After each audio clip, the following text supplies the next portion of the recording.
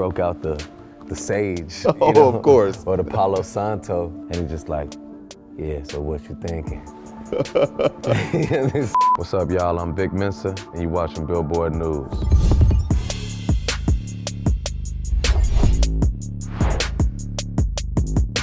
It's Tetris with Billboard News. A lot of swag just hit the couch. What's up, Vic? How you doing, man? Oh, she gon' be mad, right? Ain't that too bad, right? Turn around and throw it in reverse.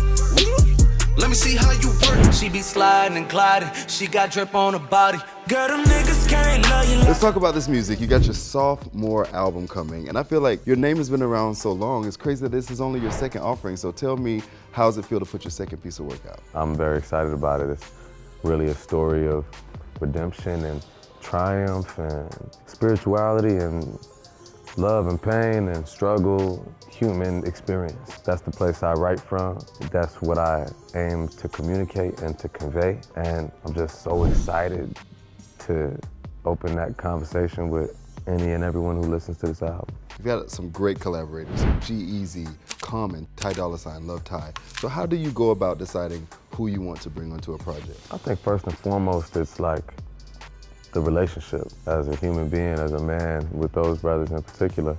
Like, those are people that I have long-standing personal relationships with. So as I'm creating music and I hear a voice to do something, Common, for example, he's my favorite MC since being a little kid. When I made this song called Southside Story that is featuring Common, immediately I knew it'd be crazy to have his voice on here and his paintbrush, his texture. It had to be crazy to be in the studio with Common, right? Like, were you geeking out a little bit? I was definitely geeking out, man. Yo, Common came in the studio, he's sitting just like I'm sitting with you.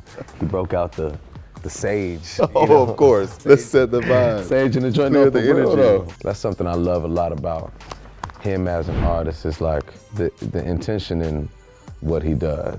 You know, it's a deeply spiritual process. And let's talk about your intention. You've said, like, this album isn't necessarily political, but it may lean that way because of how it's personal. So why do you think a lot of your personal opinions or vibe ends up leaning towards the political spectrum? We often say that the personal is always political.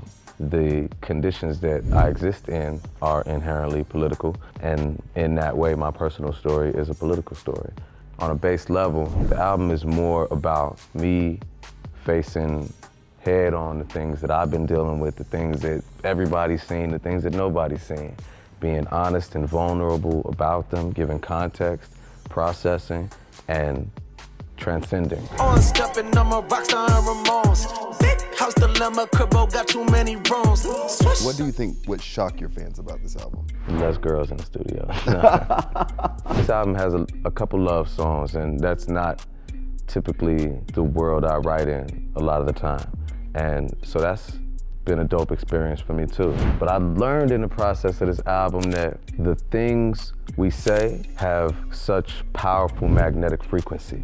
The things that I'm saying in this album are much more law of attraction, like bringing to me the things I desire in my life. And whether that's love or being honest about the past and transparent, accountable, and just real, you know? If I could speak to a younger me, I would rewrite my history and tell me that you're beautiful cause you alive. So now you have the second annual Black Starline Festival. You guys started in Ghana, now you're taking it to Jamaica. So tell me why this festival means so much to you and why you want to do it again. Black Starline Festival was just so dope in its first year, and really such a global experience of interconnected blackness and acknowledgement and celebration of our history and our current realities and our similarities. What the Black Starline Festival is showing you is that we as Black people on the globe, as African people on the globe, are really one people. And we're not African because we're born in Africa, we're African because Africa is born in us.